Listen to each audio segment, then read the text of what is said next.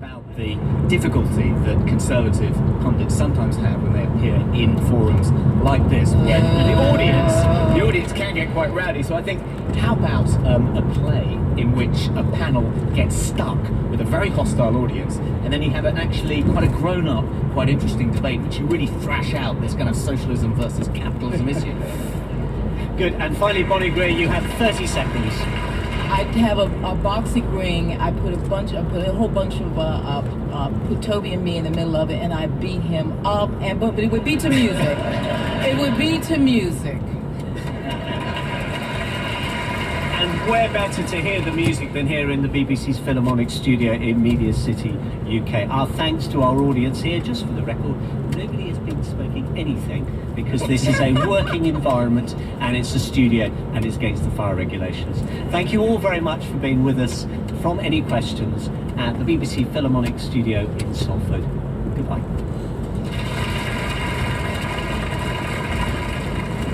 And as Sean said, Any Questions came from the BBC Philharmonic studio at Media City in Salford.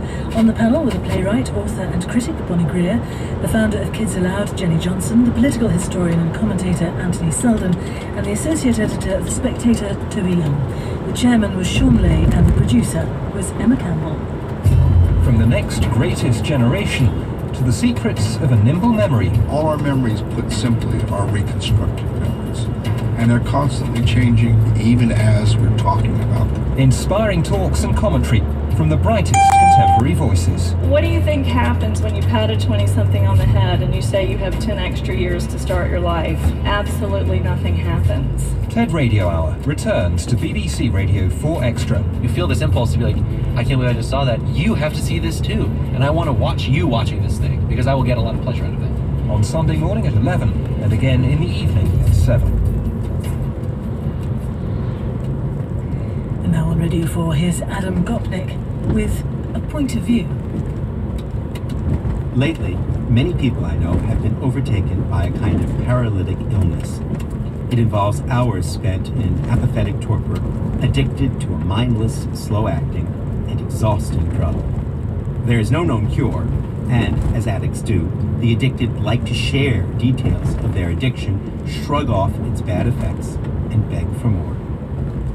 I am referring, of course, to the plague of the long-form television series in its deadly DVD form, which you can also catch in the form of on-demand video if your kid has the right Wi-Fi equipment in his video game console. The hollow eyes and the exhausted looks, not to mention the insanely tedious conversations that you hear rise over dinner parties and on commuter trains, all result from binge-watching Breaking Bad and Game of Thrones and Mad Men and the rest. Hour after hour is spent following the intricate stories and, in the case of Game of Thrones at least, completely inexplicable plot twists and bottomless interchangeable dramatis personae of each series. Now, the business of choosing a long-form television series to become addicted to is eerily like the act of marriage itself. One or two episodes are, so to speak, dated. They please, they intrigue. But then, as with marriage, a commitment must be made. If you decide to watch Homeland or Downton Abbey, you do not really have the option of watching an episode here or there, any more than you can be married for an afternoon. You are committed to a program, to seasons, sometimes 6 or 7 seasons. And this means hours, and hours of committed viewing. You debate it with your spouse or friends. We're thinking of starting House of Cards, you say nervously. You mean the original British one or the American one? They reply anxiously, in the tone of specialists diagnosing a disease. The British one, you say, and you try to read their ambiguous expressions. As with doctors, do they know something they won't tell us? Soon, everything else in your life, theater going, museum visits, eating, breathing, has vanished in your commitment to 7 more hours of following the ins and outs of petty crime in Baltimore or the adulterous lives of slow-emoting ad men in 60s New York. Now, of course, at one level, this is something to celebrate. These series are, well, I accept Game of Thrones, actually good. The miracle in which a true pop culture form intersects, however briefly, real art, intersects accomplishment of subtlety and depth and meaning, is so rare that we should sing pizzazz anytime it takes place.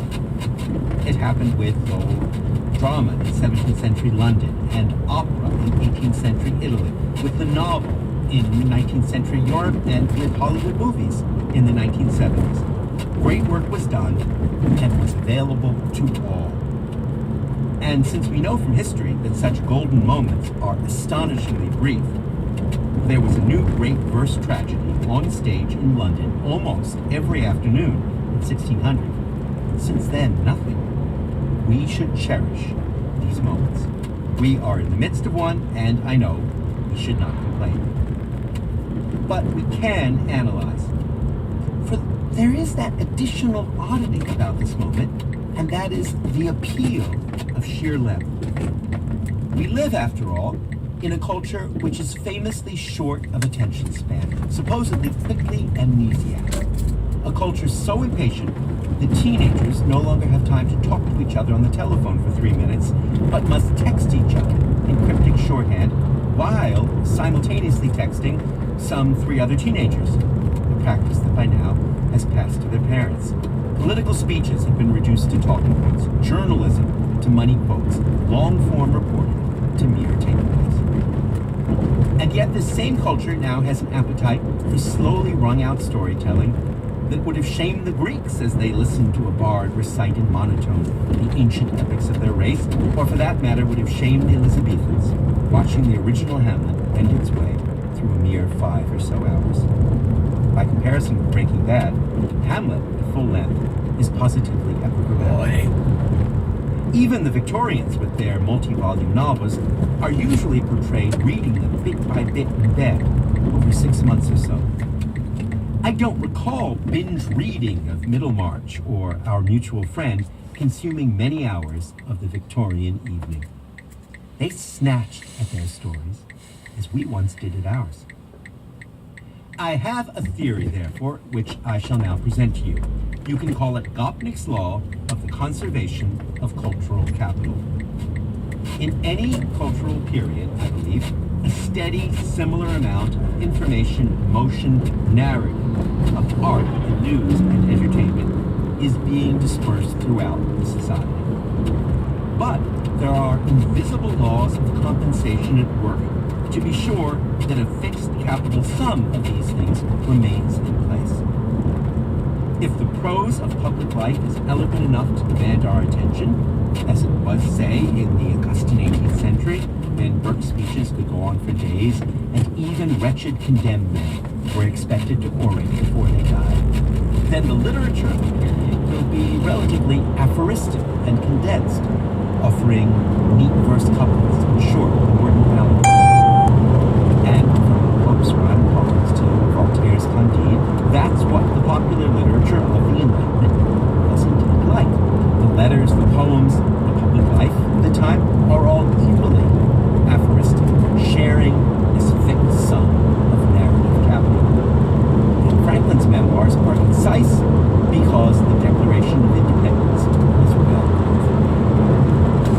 If, on the other hand, public life is especially tedious or unduly pious, or so rife with obvious hypocrisy as to be almost unendurable, as it was with the Victorians, and is with us, then the forms of popular entertainment and art will be spacious and long-winded. They will, so to speak, take up the slack, inject the truth of human nature into our lives where it's missing. Or if we live musically with 3- and 4-minute popular songs, as we mostly have done in the past 50 or so years, then when serious opera does appear, as with the work of John Adams and the like, to get from Act 1 to Act 2 will take what feels like several days. Yes, there are many exceptions to this rule, like the BBC. And so, in this YouTube and Twitter time, the compensatory law of cultural conservation insists that our larger forms will be large, really large, 10 hours, 20 hours,